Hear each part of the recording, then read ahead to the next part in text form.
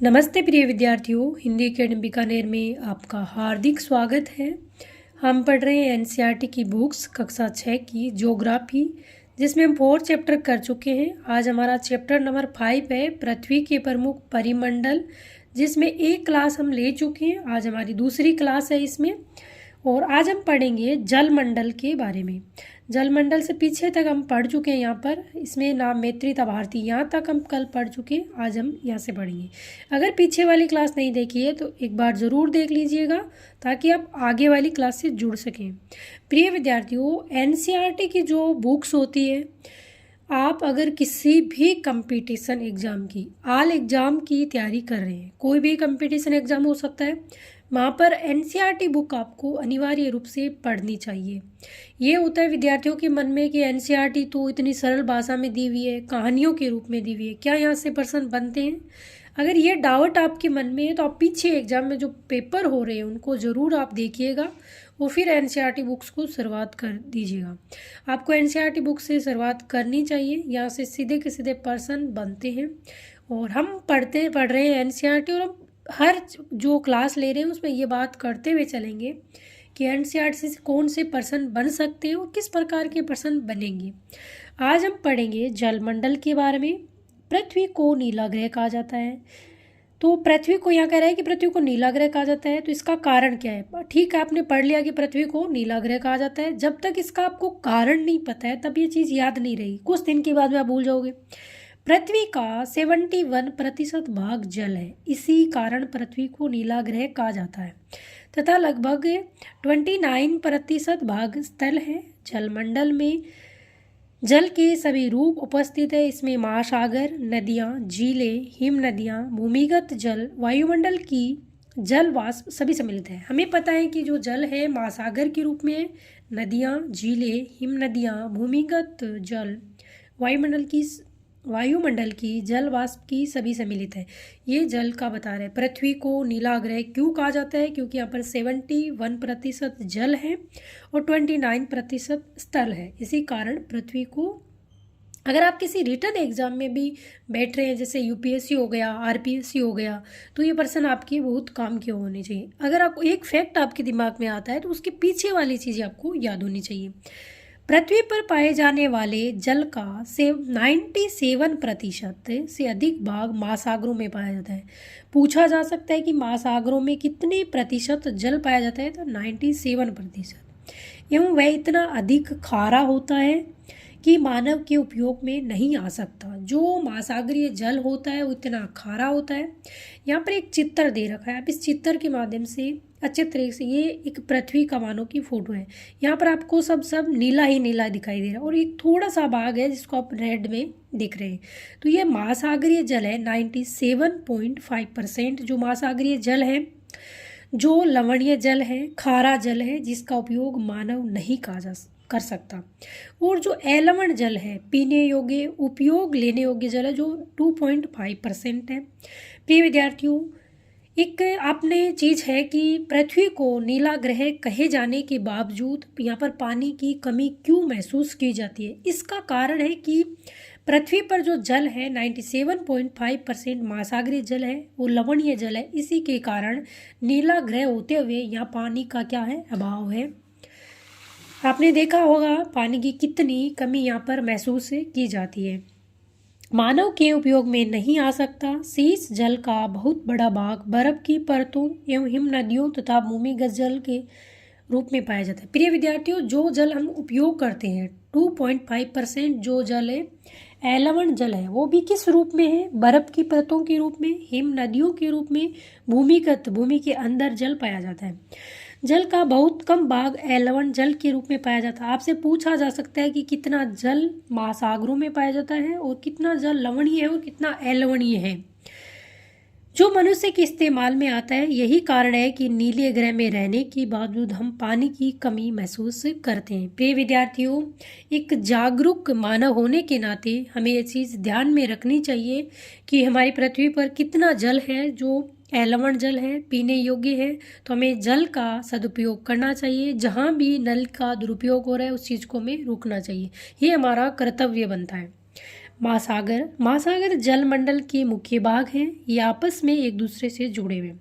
पूछा जब हमारी पृथ्वी पर कितने महासागर हैं, तो हमारी पृथ्वी पर 5 महासागर हैं और ये एक दूसरे से क्या है, आपस में एक दूसरे से जल राशि के द्वारा जुड़े हुए। इस लैंग्वेज को ध्यान रखना।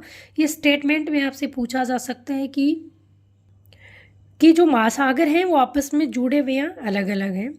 महासागरीय जल हमेशा गतिशील रहता है। तरंगी, ज्वार भाटा, महासागरीय धाराएं। महासागरीय जल की 3 मुख्य गतियां हैं। बड़े से छोटे आकार के आधार पर क्रमशः 5 महासागर है। आपको विदित होगा 5 महासागर है। उनमें सबसे बड़ा है प्रशांत महासागर, फिर है अटलांटिक महासागर, फिर है हिंद महासागर, दक्षिण महासागर, आर्कटिक महासागर। ये जो बड़े से छोटे का जो क्रम है ये आपको याद रखना चाहिए, क्योंकि जब सरल प्रश्न बनते हैं तो इसी प्रकार के प्रश्न बनते हैं, या स्टेटमेंट में जो प्रश्न बनते हैं कि कौन सा बड़ा है, निम्न में से कौन सा बड़ा है, कौन सा छोटा है, तो इसी प्रकार के प्रश्न बनते हैं।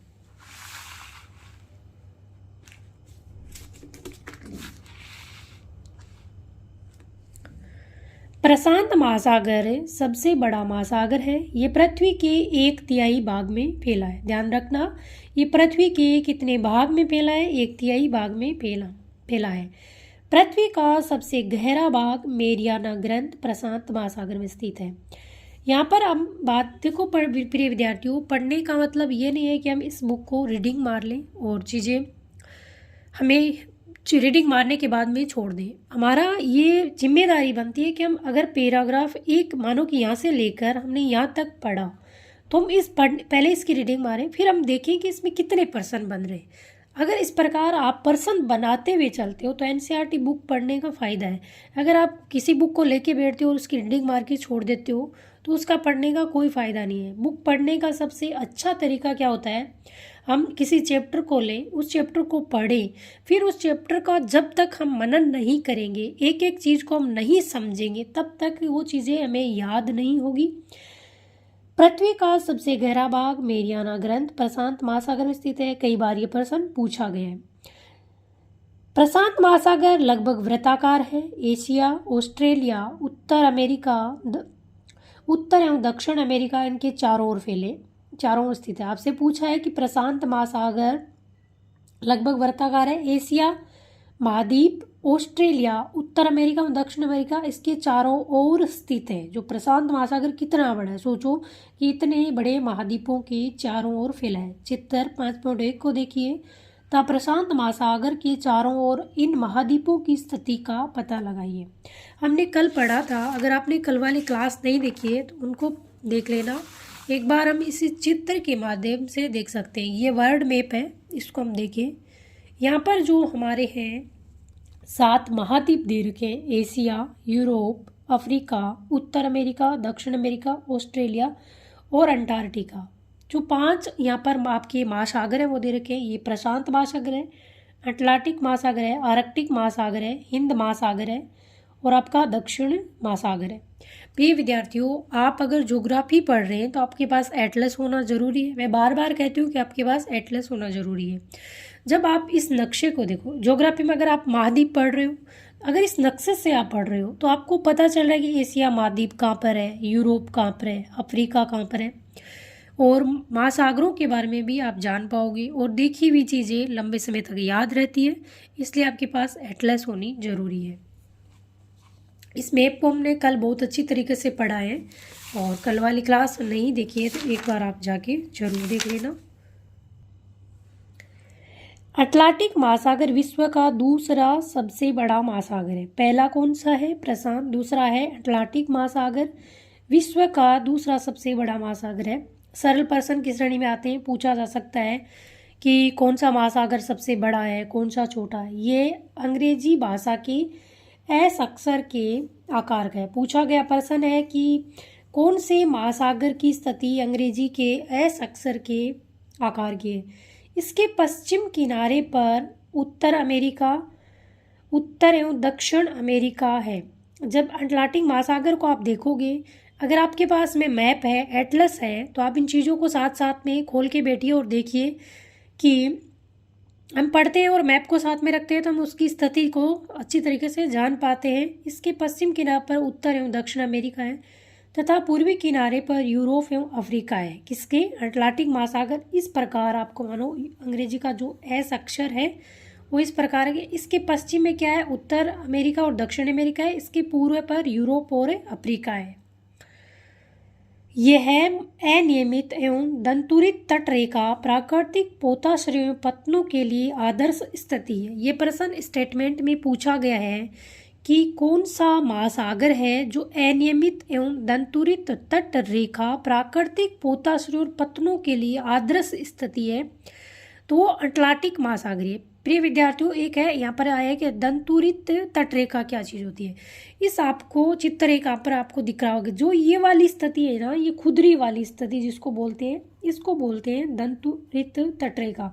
यहाँ पर जो क्या होते हैं, हमारे जो जहाज होते हैं उनके लिए आदर्श स्थिति होती है, जो पतन होते हैं उन पर रुकने के लिए और वापस प्रस्थान करने के लिए, इसलिए इसको दंतुरित तटरेखा कहा गया है। हिंद महासागर की एक ऐसा महासागर है, व्यापार की दृष्टि से ये सबसे व्यस्त महासागर है। कौन सा? पूछे कि आपको कि व्यापार की दृष्टि से ये सबसे व्यस्त महासागर। हर लाइन में आप प्रश्न बना सकते हैं। आजकल क्या है, परीक्षा का ट्रेंड क्या चल रहा है कि लाइनों में से स्टेटमेंट उठाए, 4 स्टेटमेंट उठाएंगे, पूछेंगे निम्न में से कौन सा सत्य है, कौन सा सत्य। अगर यहाँ से आपने ध्यान दिया हो तो लगभग 10 प्रश्न बन चुके हैं कि मैरियाना ग्रंथ किस महासागर में स्थित है, प्रशांत महासागर की जो भाग कितने भाग फैला है, 1/3 भाग तक फैला है, कौन से महासागर की स्थिति वृत्ताकार है, कौन से महासागर की स्थिति एस आकार की है, विश्व का सबसे बड़ा महासागर कौन सा है, दूसरे नंबर का कौन सा है, कौन से महासागर की जो है तटरेखा दंतुरित तटरेखा है, कौन सा महासागर है जो व्यापार की दृष्टि से सबसे व्यस्त महासागर है, कौन सा महासागर है जो प्राकृतिक पोताश्रयों तो पत्तनों के लिए आदर्श स्थिति है। तो प्रश्न एग्जाम में कुछ भी पूछा जा सकता है। अगर ये हमारे कॉन्सेप्ट क्लियर है तो फिर हमें कहीं से प्रश्न पूछे, कोई दिक्कत नहीं है। हिंद महासागर ऐसा महासागर है जिसका नाम किसी देश के नाम पर यानी भारत के नाम पर रखा गया। पूछा जा सकता है कौन सा महासागर का नाम देश के नाम पर रखा गया है। ये महासागर लगभग त्रिभुजाकार है। प्रशांत महासागर वृत्ताकार है और जो अटलांटिक महासागर है एस आकार का है और जो हिंद महासागर है वो त्रिभुजाकार है। इसके उत्तर में एशिया, पश्चिम में अफ्रीका, पूर्व में ऑस्ट्रेलिया स्थित है। दक्षिण महासागर अंटार्कटिका महाद्वीप को चारों ओर से घेरता है। जो दक्षिण महासागर है वो अंटार्कटिका महाद्वीप, पूछा जा सकता है कि अंटार्कटिका महाद्वीप को कौन सा महासागर चारों ओर से घेरता है। अंटार्कटिका महाद्वीप से उत्तर की ओर 60 डिग्री दक्षिणी अक्षांश तक फैला है। ये उनकी फैलने की स्थिति बता रहा है। आर्कटिक महासागर उत्तर ध्रुव वृत्त में स्थित है तथा ये उत्तर ध्रुव के चारों ओर फैला है। देखो, दक्षिण महासागर है वो अंटार्कटिका महाद्वीप के चारों ओर फैला है और जो आर्कटिक महासागर है उत्तर ध्रुव वृत्त में स्थित है, ये उत्तर ध्रुव के चारों ओर फैला है। इस चीज़ को आप ध्यान रखना। ये प्रशांत महासागर से छिछले जल वाले एक संकरे भाग से जुड़ा है जिसे बेरिंग जल संधि कहा जाता है। पूछा जा सकता है कि जो बेरिंग जल संधि है कौन से 2 महासागरों को जोड़ती है या अलग करती है। आर्कटिक, ध्यान देना यहाँ से, आर्कटिक महासागर उत्तर ध्रुव वृत्त में स्थित है तो ये उत्तर ध्रुव के चारों ओर फैला है। ये प्रशांत महासागर से छिछले जल वाले एक संकरे भाग से जुड़ा है जिसे बेरिंग जल संधि के नाम से जाना जाता है। ये उत्तर अमेरिका के उत्तरी तटों तथा यूरेशिया से घिरा हुआ है। प्रिय विद्यार्थियों, यहाँ पर इतने प्रश्न बन रहे हैं, एक लाइन में प्रश्न बन रहे हैं, तो चीज़ों को ध्यान से पढ़ना चाहिए आपको। आज हम यहीं तक पढ़ेंगे। कल हम पढ़ेंगे वायुमंडल, क्योंकि क्लास हम आगे पढ़ेंगे तो क्लास लंबी हो जाएगी। हम क्लास को ज़्यादा लंबे नहीं करेंगे, छोटी छोटी क्लासों के माध्यम से चीज़ों को समझने की कोशिश करेंगे। आप यहाँ तक पढ़ना, एक लाइन में खुद पैराग्राफ जब पढ़ें तो प्रश्न बनाते हुए चलना। प्रिय विद्यार्थियों, पढ़ते रहिए, स्वस्थ रहिए, मस्त रहिए। जय हिंद, जय भारत।